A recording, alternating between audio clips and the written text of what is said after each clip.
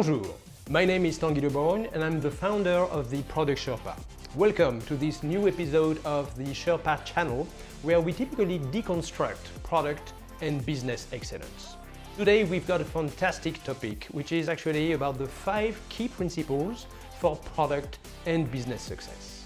But first, let me share with you a shocking number. 95% of products fail.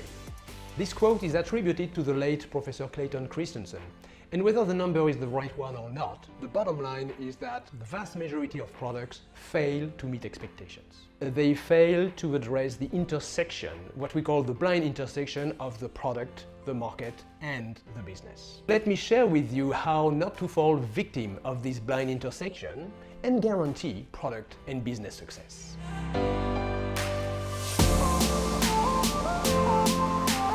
So principle number 1, it all starts and ends with your customer.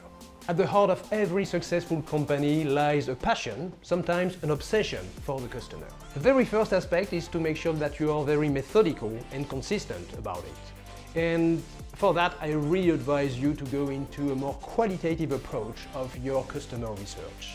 Ask open-ended yet probing questions to your customers. Those open-ended questions should actually avoid the why, which can be actually very intimidating or sound negative.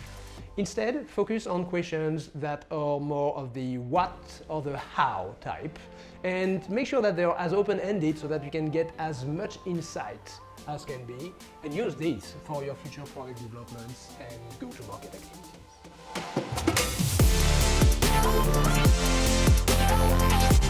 Second principle, know your why. Know why you are in business. It's actually critical to know this before you dig into your own value proposition. And for that, you actually kind of need to step back and think hard about those reasons that make you wake up in the morning and actually go to work. What are those fundamentals that really are at the heart of everything you are doing? Let me give you an example. I created the Product Sherpa because I found it unacceptable that 95% of products still fail today. So here we are. The Product Sherpa is actually here to help business leaders increase their chances of product and business success. So think hard about your why and think about your why first, because once it's set, it will help you articulate your vision, which is where you go and when you're going to hit a certain destination. It will also help you with your mission, which is pretty much the what, and help you with your strategy, which represents the how you are doing things.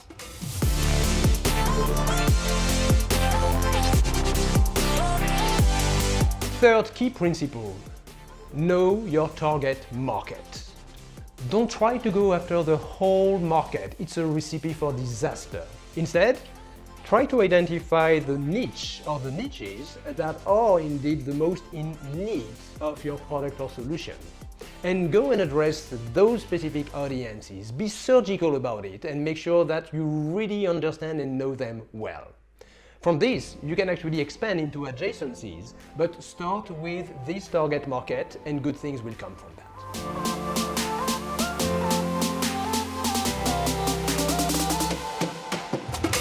Principle number 4, know where to focus and where not to focus. And for this, I actually have a principle that you can use, and you are probably already using it. That's the Pareto principle from Vilfredo Pareto.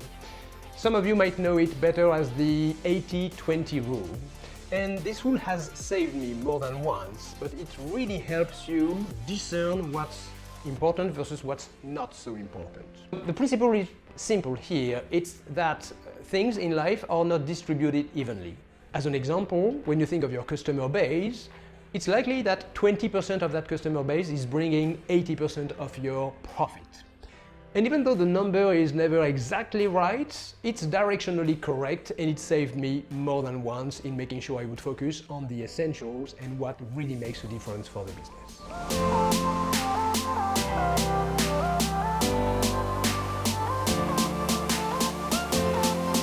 Principle number 5, obsess over cause and effect, and actually know how to practice proper problem solving with root cause analysis.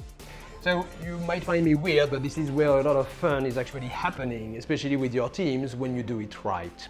And root cause analysis is not that simple. I mean, you should not really focus on simplified methodologies like the 5 whys, which go up to a certain point, but are not that deep or satisfactory. Every problem has multiple facets, and you need to make sure that whatever methodology you're going to use, you're going to look at as many facets as possible of this problem. Let me recap quickly what those 5 principles are about.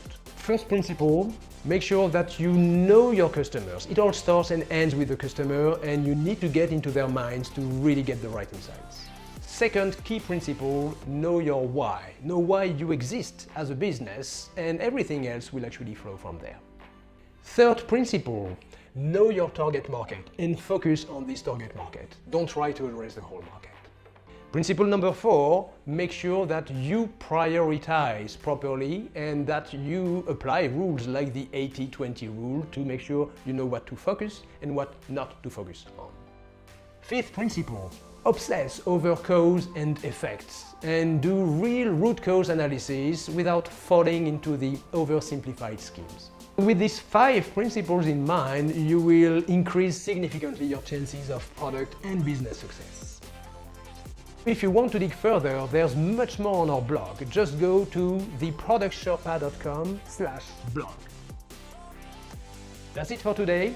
Thanks for watching and see you next time.